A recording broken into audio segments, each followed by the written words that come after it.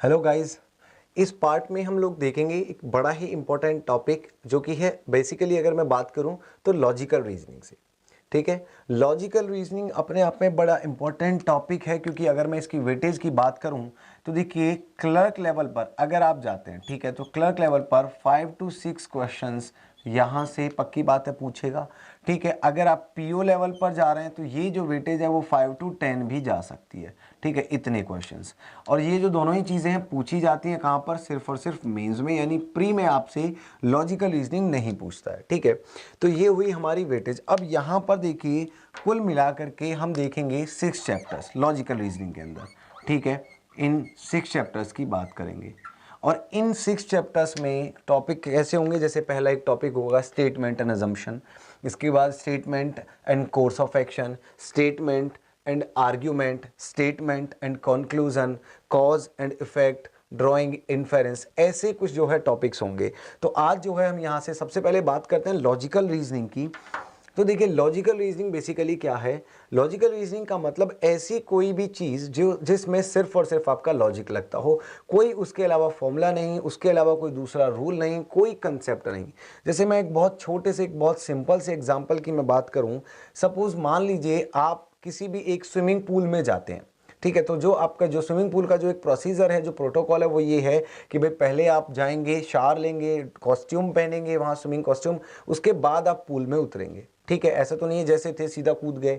और अगर ऐसा आप नहीं कर रहे हैं, प्रोटोकॉल्स को फॉलो नहीं करें, तो आपको रोका जाएगा, पेनल्टी लग सकती है आप पर। ठीक है, मे बी अगर उन्होंने रखी हो तो, या फिर जो वहाँ पर पर्सन है वो आपको रोकेगा कि आप ऐसा मत करिए, पहले आप कॉस्ट्यूम पहनिए, शावर लेके आइए, उसके बाद आएंगे।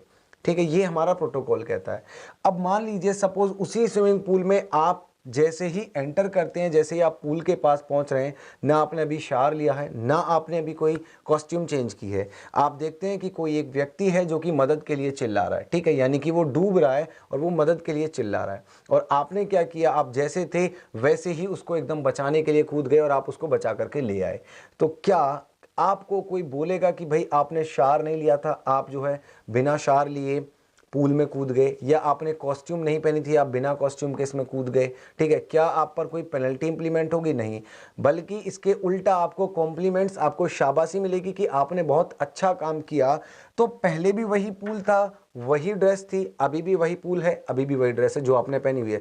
लेकिन प्रीवियस कंडीशन में जब एक नॉर्मल सिचुएशन थी, आप जनरली बस उसमें स्विमिंग के लिए जा रहे हैं, तो आपको चेंज करना पड़ा, लेकिन यहाँ नहीं, और आपने को किसी ने कंप्लेंट नहीं किया। तो इसका मतलब क्या है, क्योंकि सिचुएशन जो है दोनों में डिफरेंट थी, वहाँ एक नॉर्मल सिचुएशन थी लेकिन यहाँ पर किसी की जान की बात थी।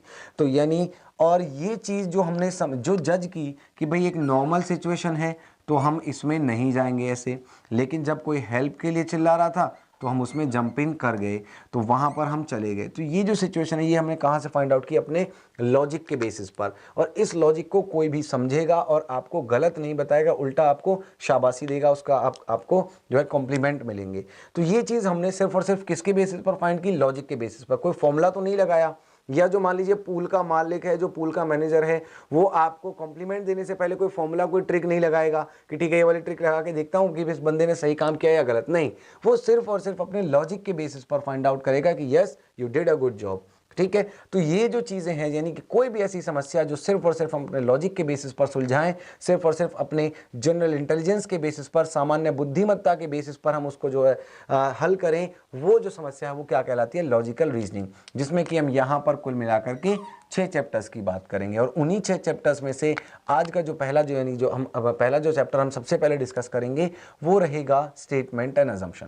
तो यहाँ से ये हमारा बेसिकली एक ओवरव्यू है कि लॉजिकल रीजनिंग क्या होती है, कितने चैप्टर्स, कितनी वेटेज। कोई पर्टिकुलर चैप्टर की वेटेज में हम यहाँ पर नहीं बता सकते कि अजम्पशन 5 नंबर में आएगा या कोर्स ऑफ एक्शन 2 नंबर में। ठीक है, ये एक इनकी कंसोलिडेटेड वेटेज होती है, किसी बार किसी को घटा देता है तो किसी बार किसी को बढ़ा देता है। ठीक है, यहां से मूव करते हैं हम पहले चैप्टर की तरफ जिसका नाम रहेगा स्टेटमेंट एंड अजम्पशन।